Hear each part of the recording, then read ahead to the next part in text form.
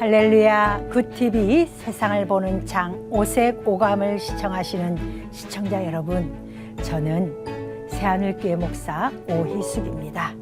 우리 좋으신 하나님께서 제 강의를 시청하시는 모든 분들께 큰 은혜 주시기를 기도합니다. 오늘은 지난 시간에 이어서 보물섬이라는 큰 주제 안에서 31번째 시간 축복의 12가지 속성이라는 주제로 이야기를 나누어 보겠습니다.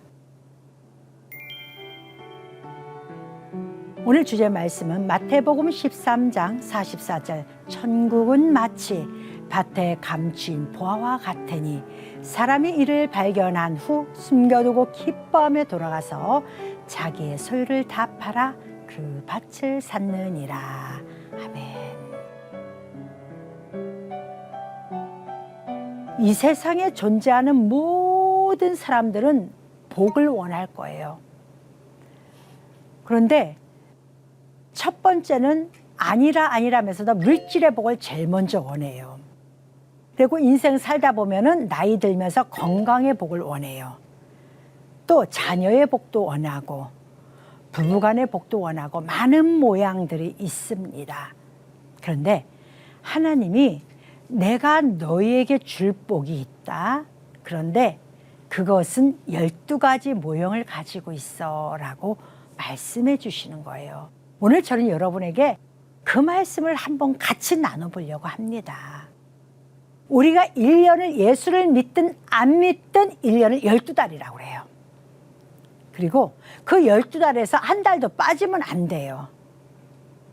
그 참 신기한 게 우리 동양은 띠도 있어요.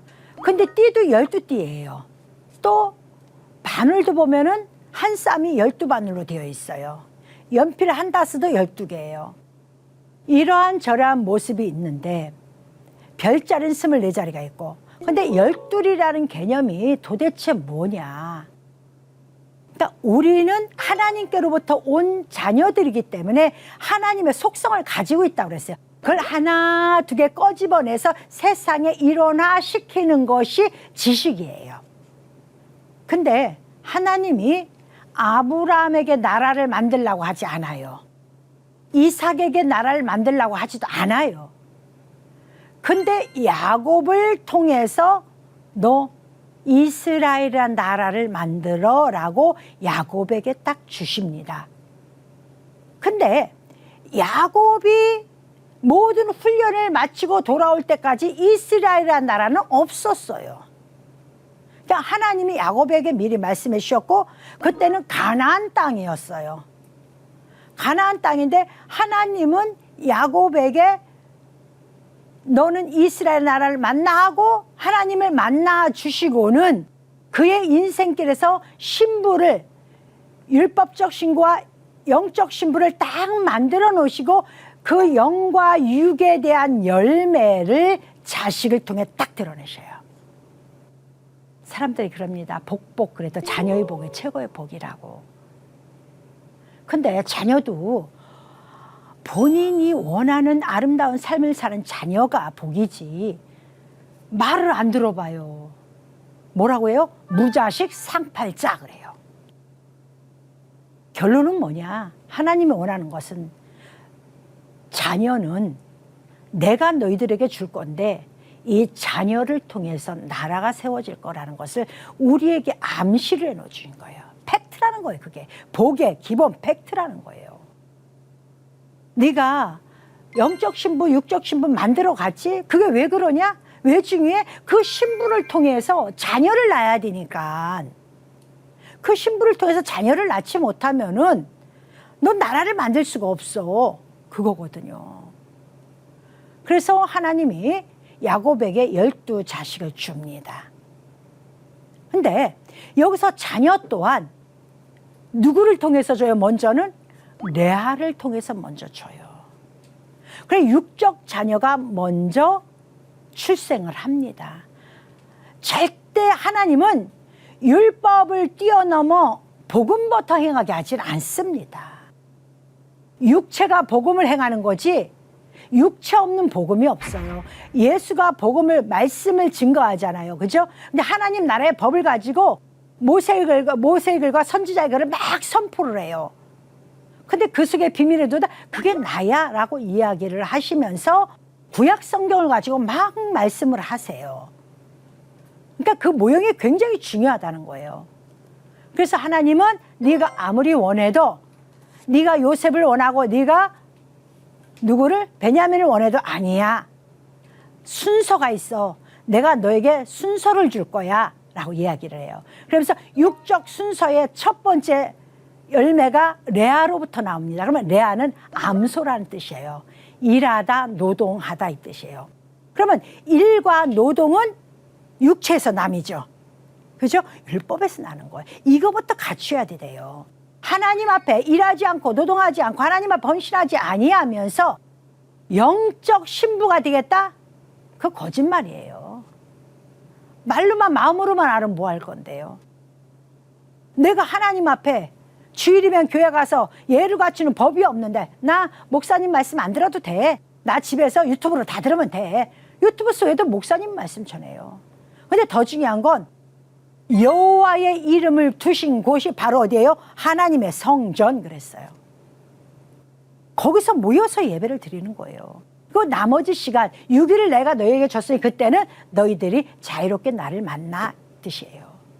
그래서 레아를 통해서 육체적 관점을 통해서 먼저 자식을 줍니다. 그래서 첫 번째 복의 모형이에요. 그러면은 진짜 좋은 자식은 누구냐? 제가 지난 시간에 뭐라 말씀하시며 시력이 좋은 자가 누구랬어요? 라헬이라고 그랬죠. 그런데 하나님이 시력이 좋은 자보다 고운 뒤로 딱 놔놓고 시력이 어둡더라도 하나님 앞에 열심히 봉사해야 되는데 하나님이 시력이 없는 레아한테 아들을 딱 준데 그 아들이 루벤이에요. 근데 루벤이 뜻이 뭐냐면 보라 아들이다 딱 그래요. 보라 아들이다. 시력이죠. 보는 거죠. 보는 관점이에요 여러분. 보지 못하고서는 예수님을 발견할 수가 없는 거예요. 보는 것이 이토록 중요하다는 거예요. 예수를 믿을 때 예수 믿는 자를 통해서 만나지를 못하면 교회를 못 옵니다. 부모가 됐든 이웃이 됐든 누군가가 예수를 전하는 상대방을 만나야 돼요. 만남의 축복이 있어야 돼요. 그래서 우리가 그분들을 통해서 예수 그리스도를 만나서 딱 봤어요. 그분이 예수의 아들이에요. 하나님의 아들. 보라 아들이다. 주님을 딱 발견하는 눈이 있어야 돼요. 그게 하나님이 첫 번째 우리 주는 거예요. 창세기에 보면은 빛이 있으라 첫 번째 첫날 주시죠. 하나님의 빛을 발견하면 그 빛이 어떻게 나에게 들어오다 보니까 내가 물을 둘로 나누더라. 율법과 복음으로 나누더라. 이게 순서라고 말씀드렸잖아요. 그럼 보기만 하고 주님을 교회 교회라는 곳이 이곳이야. 나 교회 가야지 하고 갔어요. 그것만 가면 되질 않아요. 교회를 갔는데 말씀이 귀에 안 들어와. 이 말씀을 안 듣는 자들의 특징이 뭐냐면은 난 찬송이 너무 좋아. 난 찬송이 좋아. 그럼 찬송 부를 때 은혜 받아. 여러분 그러지 마세요. 세상에서도 노래가 있어요. 우리가 팩트 그 중심을 알고 찬양을 해야 되는 거예요. 그러면 중심을 알기 위해서는 뭐예요? 아들을 봤으면 아들에 대한 이야기를 들어야 돼. 그게 시므온이에요. 두 번째 아들. 들으심 그래. 나한테는 그런 보아의 열매가 있어야 돼. 그게 복이에요. 보는 복이 있다면 듣는 복도 있어야 돼요. 여러분들 이 두 가지 중에서 부족한 게 있으면 주님 앞에 기도해야죠. 주님, 내가 교회를 가면은 말씀이 잘 안 들려요. 나 듣게 해주세요. 주님이 두 번째 열매로 시몬을 주셨잖아요.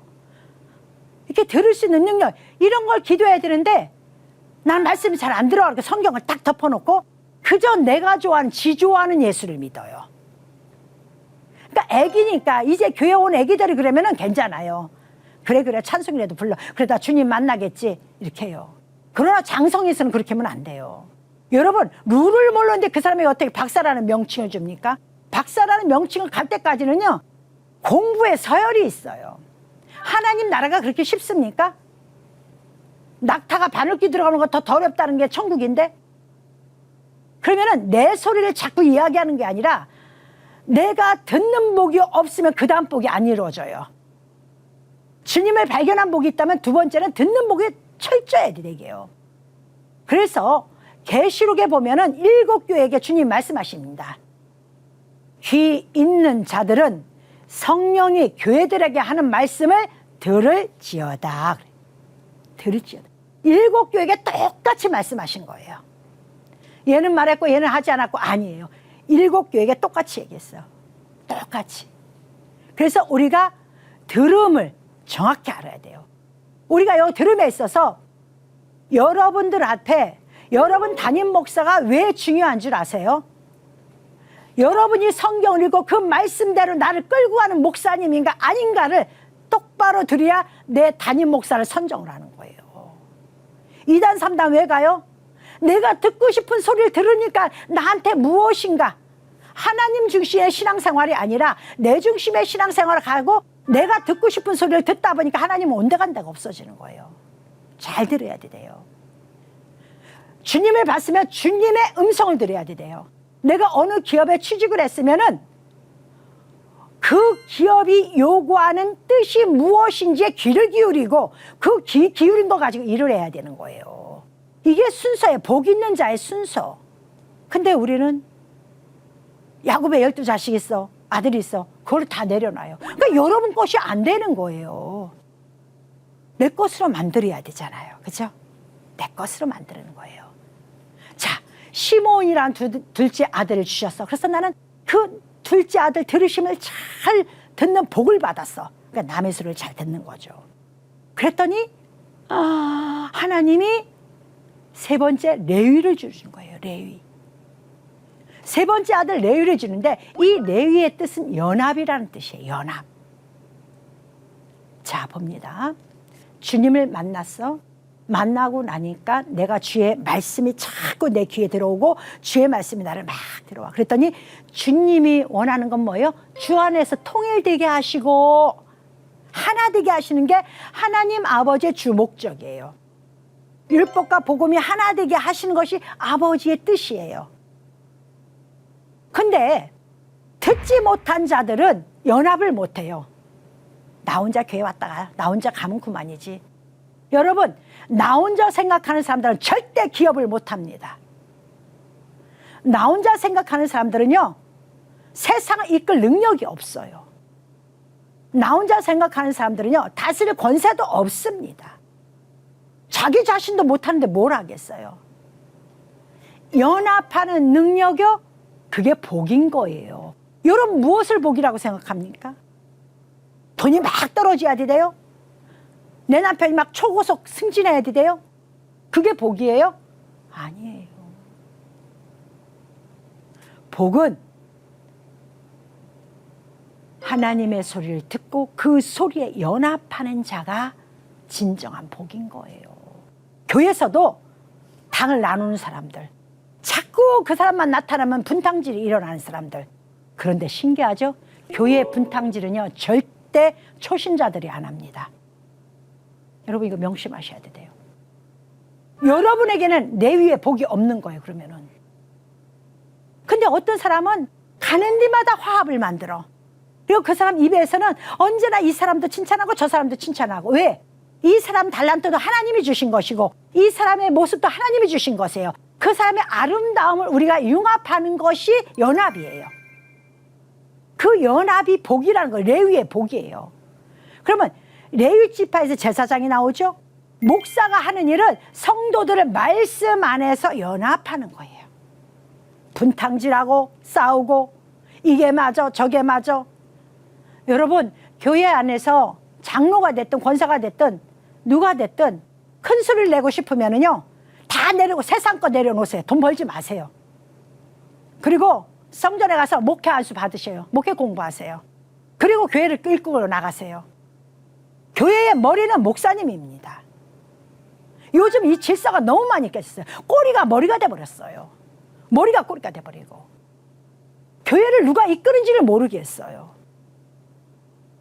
제가 항상 얘기하는 게 있어요. 교회들이 하나님 말씀대로 따라가지 않는다면은 성도들이, 장로들이 교회를 자주 지각하면 나는 그 교회 사표 낸다. 저는 철칙이에요. 주님이 부르실 때까지. 왜? 내가 목회를 하는 것은 하나님 말씀을 전하고 하나님 말씀에 순종해서 연합을 만들려고 목사를 한 거지, 성도들 소리 들으려고 한 거 아니에요. 성도들의 아픔과 소리는 기도예요. 기도. 그 목사가 조용히 아무도 없는 데서 하나님 앞에 고백하는 거예요. 근데 어느 틈엔가 한국 교회가 너무 시끄러워지죠.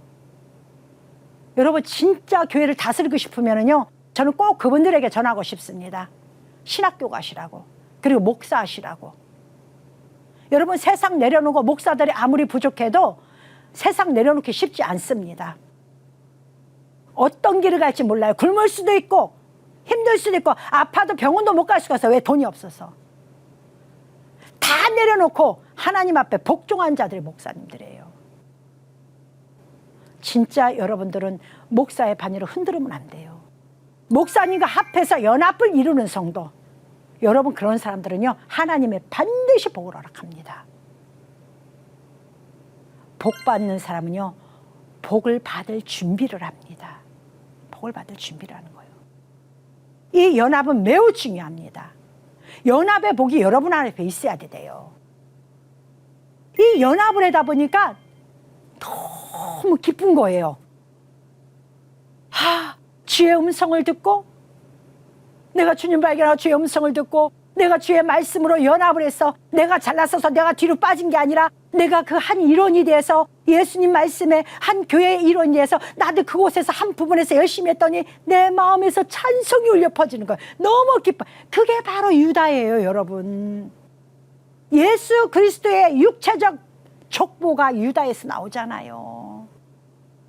진정한 찬송은 그거예요. 성도들과 연합 못하는 사람들이, 남의 단점만 보는 사람들이 자기 혼자 자기 찬송 부르고 자기 혼자 위로받는다? 아니에요, 여러분. 주님을 매 순간순간 성경을 통해서 발견할 때 찬송이 흘러나와야 되는 거예요. 그게 바로 유다예요. 네 번째 유다를 주시고 하나님께서 다섯 번째로 넘어갑니다. 다섯 번째 자녀가 비라를 통해서 단이라는 아들을 줍니다. 단은 무슨 뜻이에요? 심판. 참 사람들이 그래요. 이게 왜 필요해요? 필요가 없어요. 근데 하나님 말씀에 심판이 있어야 돼요. 이게 누가 하느냐? 목사님들이 하는 거잖아요. 목사님들은 성도들에게 비유를 맞추는 자가 아니에요. 강대상에서 옳고 그름을 분명히 선포해야 돼요. 어느 박사가 그것을 이야기합니다. 이 심판, 이 훈계를 할 때는 상대방 소리를 듣는 게 아니다. 훈계는 정확히 이것이 옳다라고 딱 정해주는 거다. 맞습니다.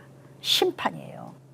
우리 교회는 저 사람이 심판해. 누가 심판하면 안 돼요. 목사님의 말씀으로 심판을 주는 거예요.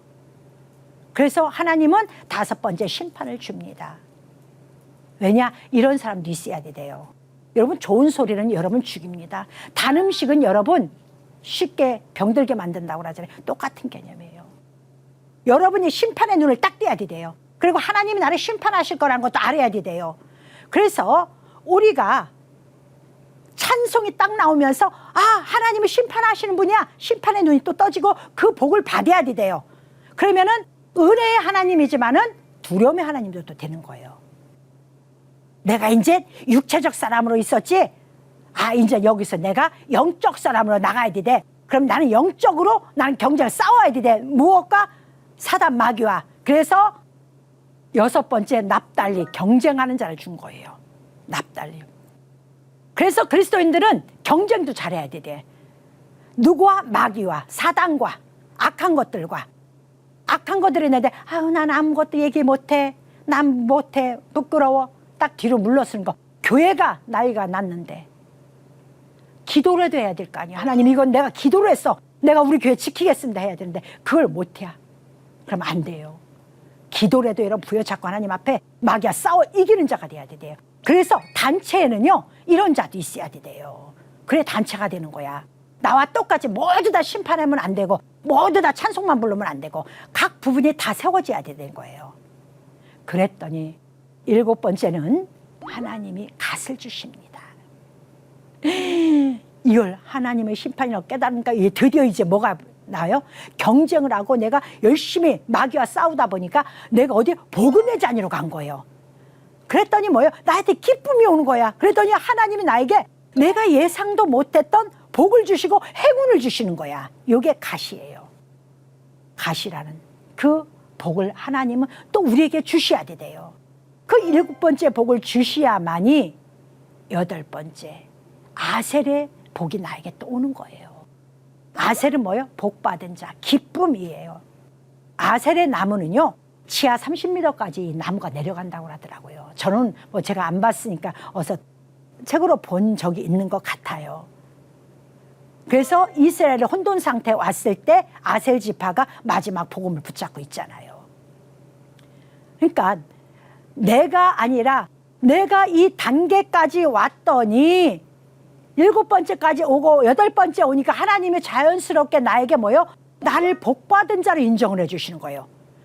그러면서 나에게 기쁨을 주시는 거예요. 이 기쁨도요, 내가 기쁜다고 기뻐지는 게 아니에요. 하나님이 내 안에서, 성령님이 내 안에서 주관하셔야 돼요. 요때 이 기쁨이 이루어질 때 이사갈이라는 복이 또 옵니다. 9번째 이사갈이라는 복이 오는데, 이 이사갈은요, 역대상 12장 32절에 보니까 이사갈은 어떤 자냐면은 시세를 정확히 하는 자예요. 그래서 이사갈 지파에서 200명의 우두머리가 나오는데 200명이 뽑힌 자들이 11지파에, 그러면 이사갈 지파까지 12지파의 우두머리 역할을 한다는 거예요. 여러분, 시세를 알지 못하면은, 세상의 이치를 깨닫지 못하면은요, 맨날 종노릇해요.